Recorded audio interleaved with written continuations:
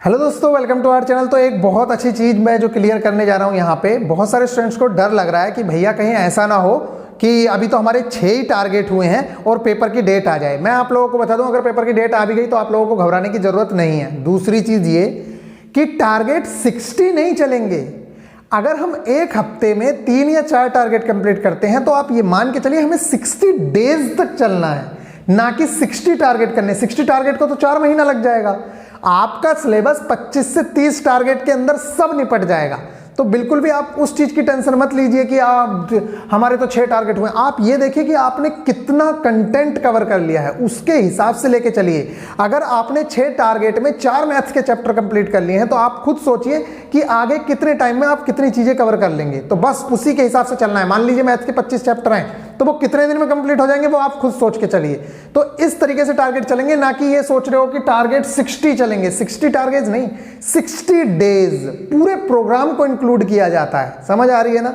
जैसे पहले 25 से 30 दिन में हुआ था तो लगभग 30 दिन के अंदर सारी चीजें निपट जाएंगी। उस चीज की आप टेंशन मत लीजिए। दूसरा, एक बच्चों का ये डाउट चल रहा है कि भैया जो आप टेस्ट बताते हो और हम दे रहे हैं तो उसमें क्या डिफरेंस है। मैं आप लोगों को बता दूं, देखो ये छोटी छोटी चीजें बहुत मायने रखती हैं। मान लो आपसे कह दिया जाए कि भाई आपको पेपर देना है, ठीक है, आपके पास पेपर पड़ा है, तो आप क्या करेंगे, उस चीज को उतना सीरियस नहीं लेंगे। दूसरी चीज, जब आपको ये पता है कि यार मेरा पेपर होने वाला है और मुझे ये नहीं पता है कि कौन सा पेपर होगा, क्या होगा, तो आप उसकी तैयारी बहुत अच्छे से पहले से कर रहे होंगे। दूसरी चीज, जब आप डिस्कशन करते हैं अपने दोस्तों के साथ, तो ऐसा तो है नहीं कि इसने दिया टेस्ट नंबर 4 और एक ने दिया टेस्ट नंबर 10, तो ये दोनों लोग कैसे डिस्कस कर पाएंगे। तो आपको अपने कॉम्पिटिटर के साथ लड़ना है। तो सेम टेस्ट हम लोग अभी देंगे, जिसमें क्या होगा, इवनिंग में आज ओपन हो जाएगा आपका टेलीग्राम ग्रुप भी, और उस टेलीग्राम ग्रुप में आप लोग अपने क्वेश्चंस को डिस्कस कर पाएंगे अपने फ्रेंड्स के साथ कि कौन सा क्वेश्चन कैसा था, क्या आंसर आया, क्या गलत था, क्या ये आंसर होना चाहिए, नहीं होना चाहिए। जैसे पेपर देके आने के बाद आपको फील होता है ना, मेरा जो मेन मकसद है वो मेरा मकसद सिर्फ ये है कि पेपर से पहले जितनी गलतियां करनी है ना आपको, आप यहां कर लो। टेस्ट का असली मकसद यही है कि अपनी गलतियों से सीखना है, और ये तभी आएगा जब आप बार बार टेस्ट देंगे। जितने आप टेस्ट देंगे, और हड़बड़ी में नहीं। देखो, 2 तरीके के लोग हैं। एक क्या है, सिर्फ टेस्ट दिए जा रहे हैं, दिए जा रहे हैं, दिए जा रहे हैं, उनको भी रिजल्ट नहीं मिलने हैं। टेस्ट देना इंपॉर्टेंट नहीं है। टेस्ट ये इंपॉर्टेंट नहीं है कि आपने 50 दिए कि 10 दिए। इंपॉर्टेंट ये है जो 10 दिए, आपने उन 10 टेस्ट से सीखा क्या, कितना इंप्रूव किया। मैं लिख के दे रहा हूं इस बात को। एक बच्चा 50 टेस्ट दे ले और एक बच्चा सिर्फ 15 टेस्ट दे ले। अगर 15 टेस्ट वाले ने बहुत अच्छे से चीजों को एनालाइज किया है, बहुत अच्छे से अपनी पिछली वाली गलती को अगले टेस्ट में नहीं किया है। देखो, टेस्ट का एकमात्र मकसद ये है कि हम एग्जाम में वो गलती ना करें जो हमें यहां करनी है। जैसे मान लो किसी बच्चे ने चाणक्य का जल्दी में, उसे पता था कि अर्थशास्त्र चाणक्य ने लिखी है, लेकिन उसने जल्दी ने कोई और लगा दिया। मान लो चाणक्य ऑप्शन में नहीं था, विष्णुगुप्त ऑप्शन में था, तो उसका जो क्वेश्चन या तो गलत हो गया या उसने लगाया नहीं। तो उसे यहां यह पता चल जाना चाहिए कि विष्णुगुप्त भी उसी का दूसरा नाम था। कहने का मतलब यह है कि जितनी गलतियां करनी है वो यहां कर लो। जब आप एक्चुअल एग्जाम में बैठो तो आपको याद रहे कि मुझसे वो वाली गलती हो गई थी, और याद रहेगा अपने आप ही, वो आपकी हैबिट बन जाएगी। क्यों? क्योंकि जब आपने पहले हफ्ते टेस्ट दिया, उसमें गलती की, तो आपने वो वाली गलती अगले टेस्ट में नहीं दोहराई। और एक अच्छे बच्चे की यही पहचान है कि वो अपनी गलतियों को रिपीट नहीं करेगा। पिछली गलतियों से आपको हमेशा सीखना है। टेस्ट का एनालिसिस कैसे करना है ये मैं कई बार कह चुका हूं। सिर्फ और सिर्फ वो वाले क्वेश्चंस लिखा करो जो आपसे गलत हो रहे हैं या जिन क्वेश्चंस पे आपने तुक्का मारा है। जीके के क्वेश्चन में ज्यादा डेप्थ में जाने की जरूरत नहीं है। पता चला कि एक आ गया जीके का क्वेश्चन, तो उसको बहुत डेप्थ तक लिख रहे हैं ना। जीके में जो ऐसे क्वेश्चन आता है तो उसका बस वो वाला क्वेश्चन का आंसर क्या है या उसका 1-2 पॉइंट और, उसके अलावा ज्यादा लिखने की जरूरत नहीं है। क्योंकि मैं बार बार एक ही चीज कहता हूं, जीके ऐसी चीज है जिसे पढ़ना इतना सारा है और मार्क्स इतने से आएंगे, इसलिए उस पर ज्यादा आप लोग टाइम वेस्ट मत करिए। जो इंपॉर्टेंट चीजें हैं, जो मेन फोकस्ड है, उस चीज पे रहिए बस। तो आपको 3 सब्जेक्ट बहुत अच्छे से करने हैं, उनका एनालिसिस करना, उनके एक एक क्वेश्चन को आपको देखना है कि ये साला क्वेश्चन गलत हुआ तो हुआ क्यों, अगली बार मैं ये क्वेश्चन गलत नहीं करूंगा।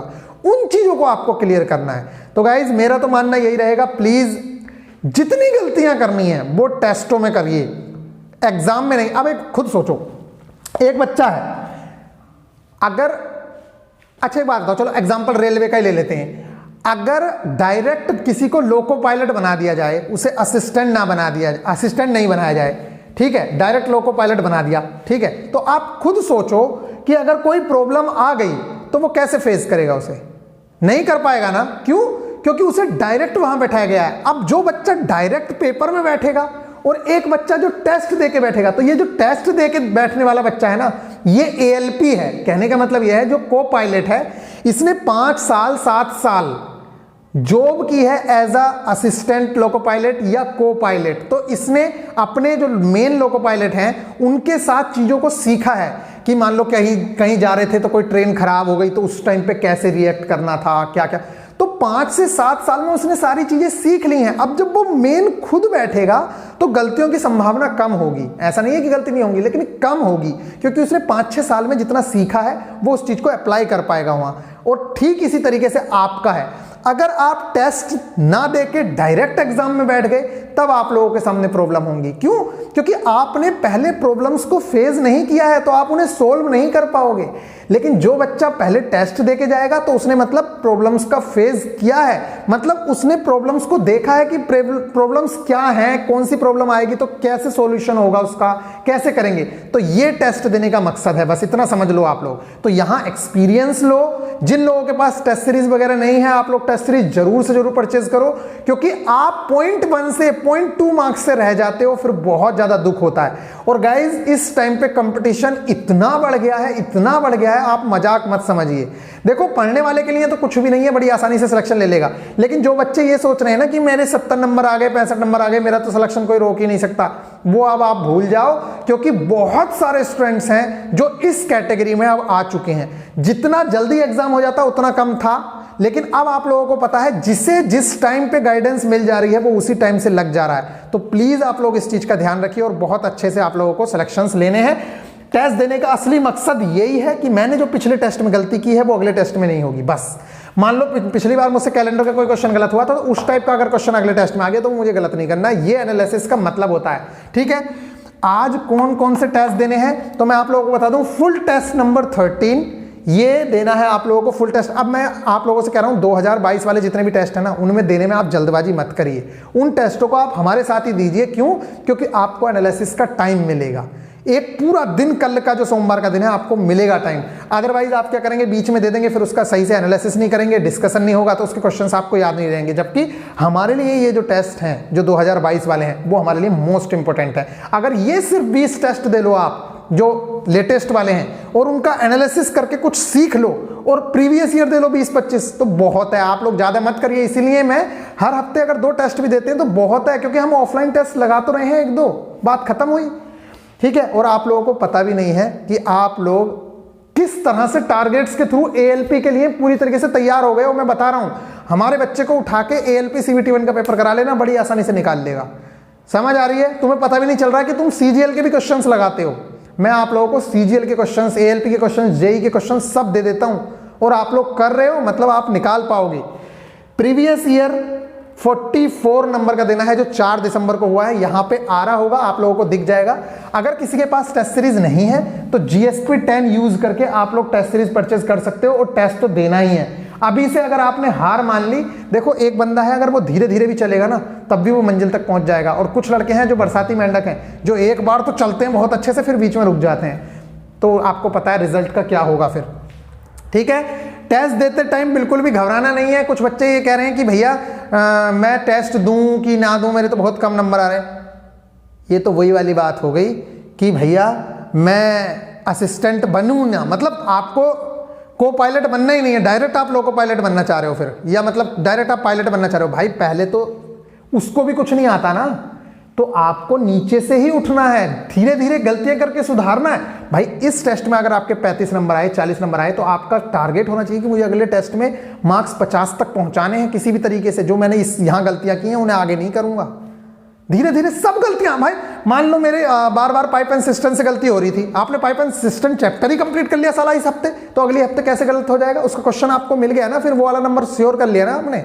वो काम करो, टारगेट से हटके भी अगर आपके पास टाइम है तो ऐसे यूटिलाइज करो।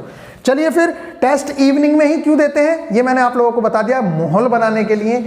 मुझे ये पता है कि जो बच्चे फील करते हैं ना कि उन्हें पेपर है, अब जिसको एज अ पेपर वाली फील आती है कि मेरा पेपर है, वो बच्चा लास्ट टाइम तक बार बार पढ़ता रहता है, जैसे हम एग्जाम में जाने से पहले पढ़ते रहते हैं। इसलिए मैं कहता हूं कि जितना लेट पॉसिबल हो उतना लेट टेस्ट दीजिए। चलिए मिलेंगे फिर नेक्स्ट वीडियो में।